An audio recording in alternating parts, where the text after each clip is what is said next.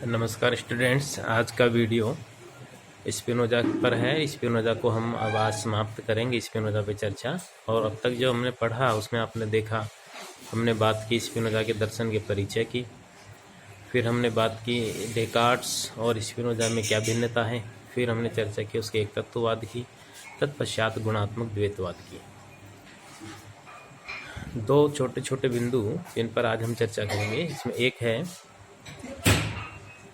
कि स्पिनोजा का जो गुणात्मक द्वैतवाद है वह मनस और शरीर की समस्या के संदर्भ में है, ड्यूलिज्म की समस्या के संदर्भ में है। जो भी दार्शनिक द्वैतवाद को समर्थन देते हैं उनके सामने ये एक बड़ी दार्शनिक विचारधारा, एक दार्शनिक समस्या उत्पन्न होती है कि वो दो स्वतंत्र भिन्न तत्वों के बीच संबंध किस प्रकार स्थापित करते हैं। यद्यपि यहाँ स्पिनोजा एक जगह सफल हुए हैं कि उन्होंने चित्त और अचित्त को, जहाँ जिसको डेकार्ट द्रव्य के स्तर पर रखता है, स्पिनोजा ने उनको गुणों के स्तर पर लाके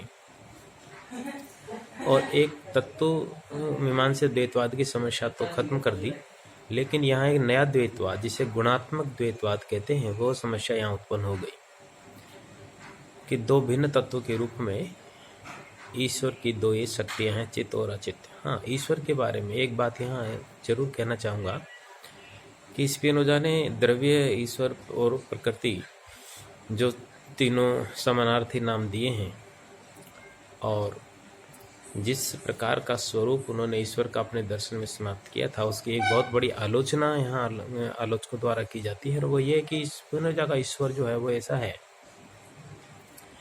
कि वो मानव संकल्प की स्वतंत्रता का हनन करता है, क्योंकि वहाँ सब कुछ तय है, नियत है, आकस्मिक कुछ भी नहीं, अनुवधान कुछ भी नहीं, अचानक कुछ भी नहीं, सब कुछ पूर्व नियोजित है। जिस रूप में घटनाएं घटित हो रही है, घटनाएं इसी रूप में घटित होनी थी, ये पूर्व से तय है, ऐसा स्पिनोजा कहता है। तो मानव आत्मा की संकल्प की स्वतंत्रता यहाँ स्पिनोजा के इस मत में जरूर छिन जाती है। तो ये द्रव्य के संदर्भ में एक समस्या थी। डेकार्ट, स्पिनोजा और लाइबनिज में हम समाधान देखने का प्रयास करेंगे। लाइबनिज जो है वो अपना बहुलवाद जब देगा तो उसका प्रयास यही है कि वो जो आत्मा की संकल्प की स्वतंत्रता स्पिनोजा के द्वारा छीनी गई वो ईश्वर के वो स्पिनोजा के द्वारा, वो लाइबनिज के द्वारा पुनः लौटाई गई है। वो कहाँ तक सफल हुए हैं ये बात हम आगे देखेंगे। फिलहाल हम बात कर रहे थे कि ये जो सर्वशक्तिमान ईश्वर है स्पिनोजा में, वह सब कुछ नियंत्रित करता है, ऐसा स्पिनोजा ने कहा, और उसकी दो शक्तियां ही सारे विश्व को अभिव्यक्त करने में सक्षम है। प्रश्न ये है कि इन दोनों शक्तियों में संबंध किस प्रकार से स्थापित होता है। तो जहाँ डेकार्ट ने क्रिया प्रतिक्रियावाद दिया था, स्पिनोजा ने समानांतरवाद दिया है, और आगे अपन देखेंगे कि लाइबनिज जो है पूर्व स्थापित सामंजस्य का सिद्धांत देता है।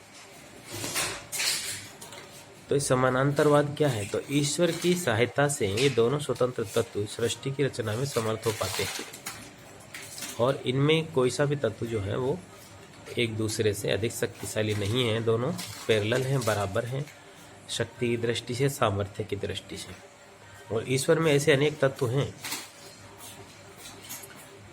लेकिन सृष्टि की उत्पत्ति के लिए इन दो ही तत्वों से संपन्नता हो जाती है, इसलिए स्पिनोजा ने इन दो ही तत्वों को स्वीकार किया।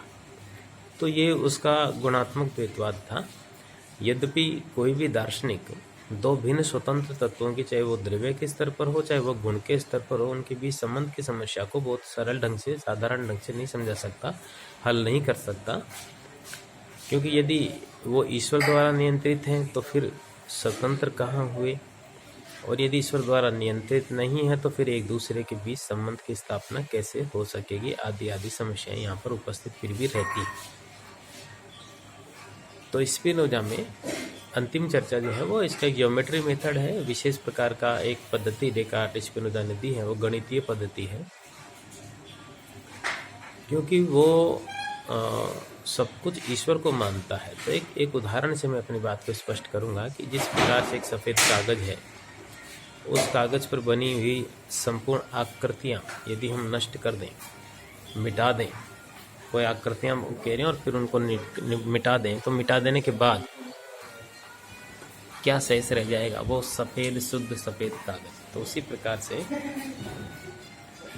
इस विश्व में ईश्वर के अतिरिक्त कुछ भी नहीं है। विश्व की जितनी भी वस्तुएं हैं, यदि उनकी सत्ता को नष्ट कर दिया जाए, उनके अस्तित्व को मिटा दिया जाए, तो फिर क्या बच जाएगा? शुद्ध शेष ईश्वर तत्व बच जाएगा। तो देश काल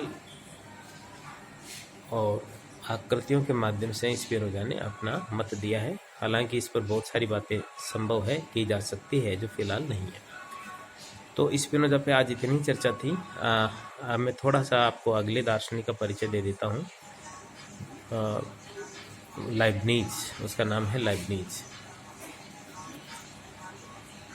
रेने डेकार्ट, बेनेडिक्ट स्पिनोजा और गॉटफ्रीड विल्हेम लाइबनिज, पूरा नाम उसका ये है, जो जर्मनी के एक दार्शनिक थे। और स्पिनोजा के विपरीत एक अच्छे रॉयल परिवार में पैदा हुए थे। स्वभाव से भी वो रॉयल थे और कहते हैं कि उनके ज़्यादातर संबंध राजकुमारों से, राजाओं से, रानियों से, राजकुमारियों से ही थे। वो एक वैज्ञानिक थे। वैज्ञानिक होने के साथ साथ एक फिलोसोफर थे, चिकित्सक भी थे। जो लाइबनिज की प्रमुख पुस्तक है उसका नाम है मोनोडोलॉजी, चिदनुवाद। उनका सिद्धांत, प्रमुख सिद्धांत चिदनुवाद के नाम से जाना जाता है। और हमें देखेंगे कि वो किस प्रकार से चिदनुवाद के माध्यम से अपने पूर्ववर्ती दो दार्शनिक, जिसमें डेकार्ट और स्पिनोजा है, उनकी समस्याओं का समाधान करते हैं। फिलहाल लाइबनिज को भी हम बुद्धिवादी दार्शनिक की श्रृंखला में ही रखते हैं। और लाइबनिज के बिना बुद्धिवाद पूरा भी नहीं होता। हालांकि कोई भी दार्शनिक शुद्ध बुद्धिवादी या शुद्ध अनुभववादी नहीं हो सकता, क्योंकि ज्ञान मीमांसा में, ज्ञान की प्रक्रिया में अनुभववाद और बुद्धिवाद दोनों जरूरी है, आवश्यक है। फिलहाल इतना ही है। लाइबनिज पर हम विस्तार से आगे अगले वीडियो में बात करेंगे। तब तक जय हिंद, जय भारत।